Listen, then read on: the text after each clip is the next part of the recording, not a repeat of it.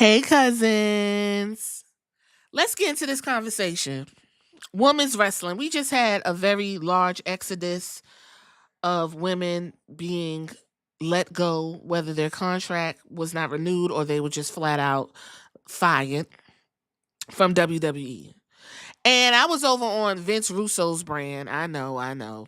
And under the podcast, Why Does WWE Go Through Female Wrestlers Like Breath Mints? I listening to him, he'll have you riled the fuck up, okay? Because Vince Russo couldn't even be bothered knowing the women's names.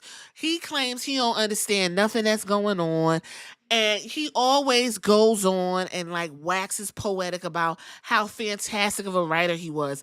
I lived through Vince Russo's era of writing, okay? And you know what? They say when people tell their story, they always give you the best of it. Vince Russo is a part of the reason why women's wrestling is in the condition that it's in. So now he's on this podcast. I just feel like it's disingenuous. And if you go to the podcast, that's me speaking on it. I said the conversation is disingenuous as fuck because y'all never will care for women's wrestling unless their asses is out.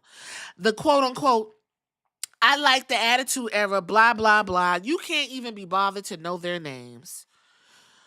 This is the crazy part. Women who enjoy wrestling is an untapped era. It's an untapped area, I want to say. When a lot of the male wrestlers get over, it's because of the women. And some of the men, and most of them are closeted homosexuals. So they get riled up when, men like Roman Reigns, or if you go back to Ravishing Rick Rude or Mr. Perfect or Bret Hart would turn on the guys, they get riled up. Which is one of the reasons why DX was so popular, because there was a lot of homoeroticism deep in DX. We could talk about that. We sure can. Argue with me in the comments if you want to, Mr. Suck It. So, with that being said, an untapped area in pro wrestling is women's wrestling. Women are allowed to like muscle cars. We like fixing things. We like tools. Okay. We like to paint. We like boxing. We like wearing overalls. We like playing in dirt and growing stuff and farming. You understand? We like motorcycles. We like breakdancing. Women enjoy the same things as men. It is men who have deemed certain things just for men. And sometimes, most of the times, women have showed up and showed out the men, which really upsets the men.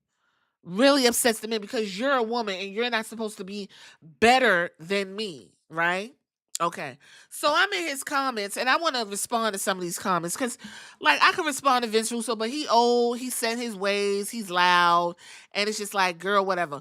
But because of what he's promoting, the comments says more than what comes out of Vince Russo's mouth. So let's have the conversation. One of Vince Russo's main issues with women's wrestling is there are no larger than life stars, there are no characters. And then he goes back to when he was writing. So I'm asking someone to tell me what the fuck was Terry Runnels' character? What was Lita's character? What was Trish Stratus's character? Tell me what their character was, okay? You understand?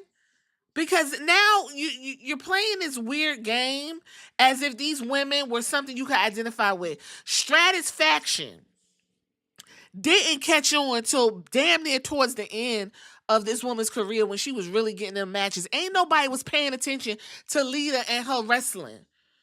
I could tell you right now, go back and watch Lita versus Jazz. Every match Jazz had with Lita, Jazz brought the best out of Lita. Ain't nobody gave a fuck about none of that. They just want to see her titties and her crawl around the ring in a motherfucking thong. Terry Runnels. Okay? Tell me what the fuck she was. What was her character, Vince? Now, if you go a little bit further back, you got more of the character work from the 80s and stuff like that with Sherry Sherry and Miss Elizabeth. Like, you knew that these ladies were basically working with the men to get them over from their sex appeal. That was clear. What was Medusa's character? Okay? So when he's talking about my character work and all these women and how great they were and what they were doing, we have to really be honest about this, because I was there watching the shit. China always comes up. China's the ninth wonder of the world. Outside of that, China was basically Triple H's bodyguard. And they was fucking or whatever the case may be. But you really couldn't tell me what China's character was.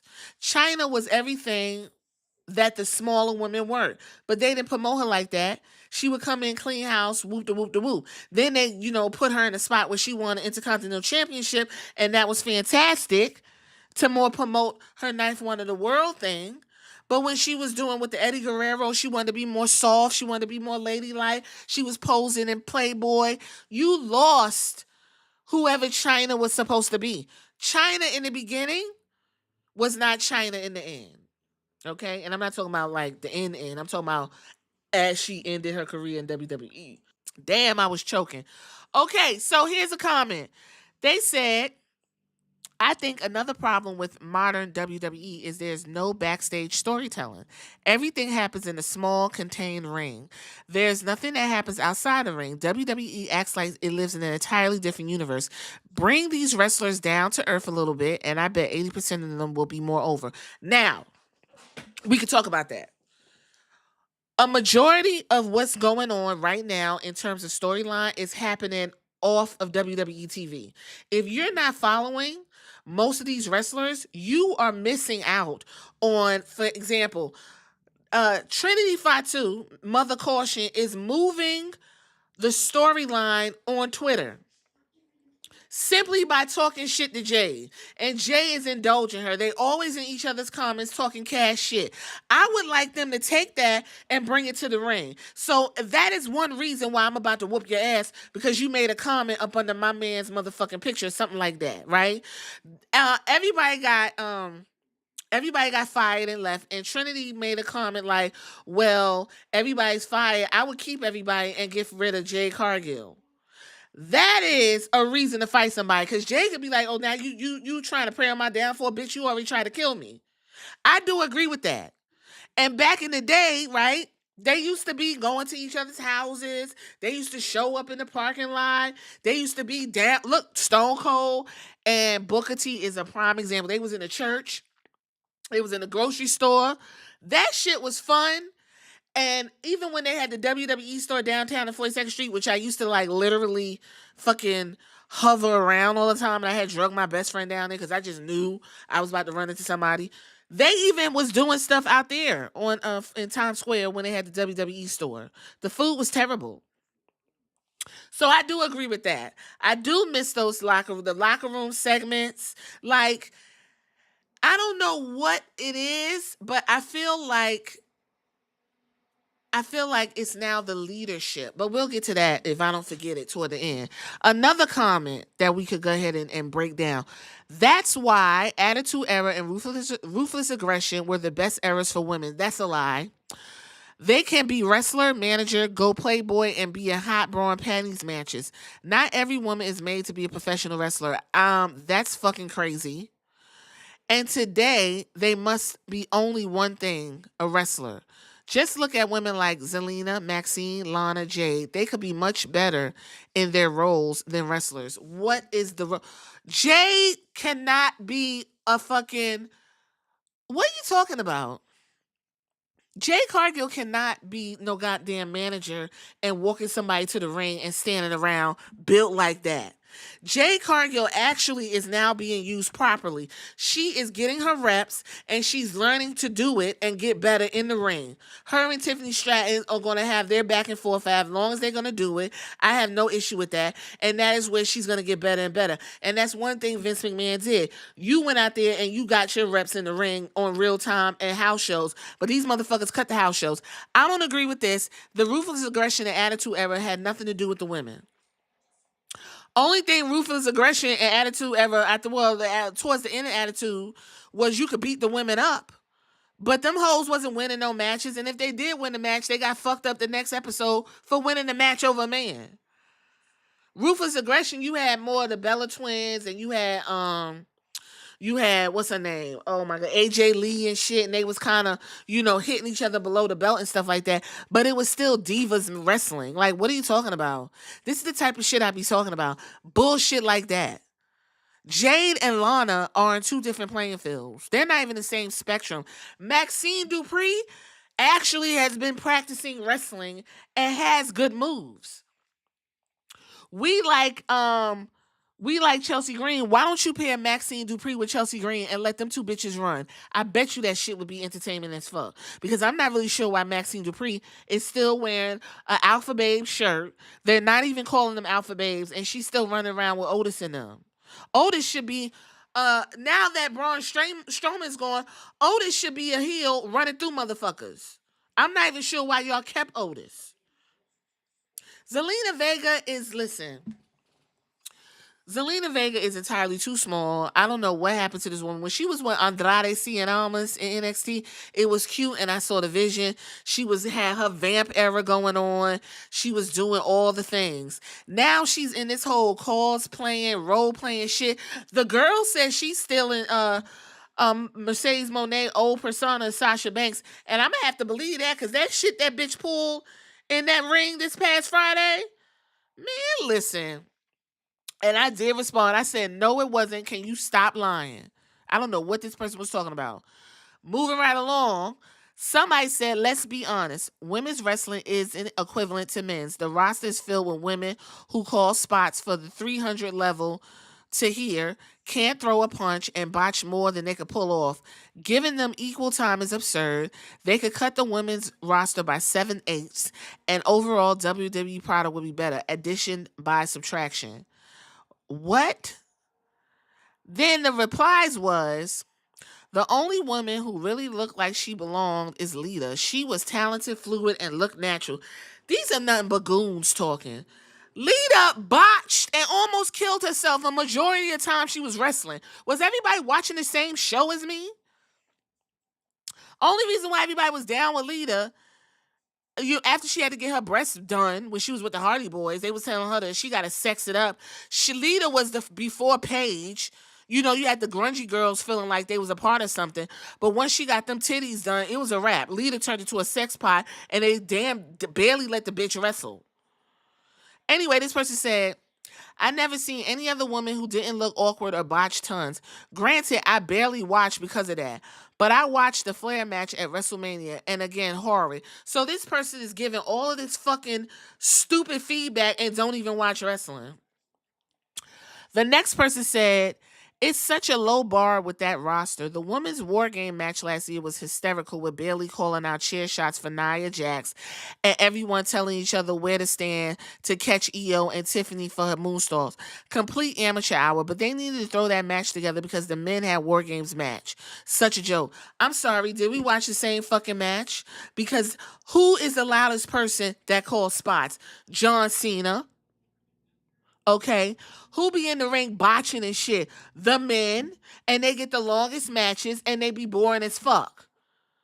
And quiet as it's kept, the women right now, even though it's like super lackluster, their belt is more important than the fucking world championship belt on Raw. Okay, the belt on fucking SmackDown for the women is more important than what John Cena about to do with Randy Orton. Why y'all talking? Hit me in the comments if you don't agree. Please correct me if I'm wrong. This person says, Jade Cargill's career was saved by missing being part of that match. Hysterically bad. Listen, the match wasn't that bad. Okay? The whole show was a complete botch fest and a failure. But you know what the women do? They go back, and I bet you them bitches they go back and rewatch all their videos and come back better than ever than the men. We just got through watching WrestleMania.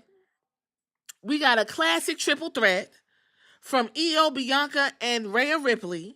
And we got a classic triple threat, if you want to call it that, from Seth, Roman, and CM Punk. Those matches, if you want to hang some shit on it, is the reason why WrestleMania even moved. One was good on the front, and one was good on the back on 2 different days. Like, what is y'all talking about? The women stay showing up and showing out, and these fucking goon ass incel motherfuckers always discounting them, and I don't like it. Next one. And I agree with this. Scarlett Bordeaux is easily the most underutilized woman in the entire roster. How beautiful, charismatic, good wrestler like her barely gets TV time. Now, when she was on TNA as a smoke show, I didn't really see her wrestle too much. She used to come in and do like little something. But Scarlett Bordeaux is right up there with Jade Cargill in terms of give this woman reps and let her go. Why wasn't Scarlett Bordeaux in a program with Nikki Cross? Nikki Cross literally fucking was trying to scratch Scarlett Bordeaux's eyes out. Y'all, just because somebody hurt in the damn Y6, why wasn't Nikki Cross in a match versus Scarlett Bordeaux? Or why you have Nikki Cross like fuck this woman's mind up and play all kind of supernatural tricks? Because Scarlett Bordeaux is deep in that. Because there's nobody there to come up with these ideas. It's just an idea. All right, let's look at one more and then we're going to wrap this up. Somebody said, I think wrestling would benefit from building characters who don't wrestle. Then their segments can be refreshing, offset from an endless cycle, and recreate a healthy anticipation for standard matches. Like a Daddy Dearest heel character who is overprotective of his bimbo, hot daughter, and her rebellious antics cause him mixed results in his match and feuds. Think of how over that would get with the virgin dork soccer dad and young female viewership demographics. Wait a fucking minute. I'm going to read that one more time because I want y'all to tell me what the fuck was that.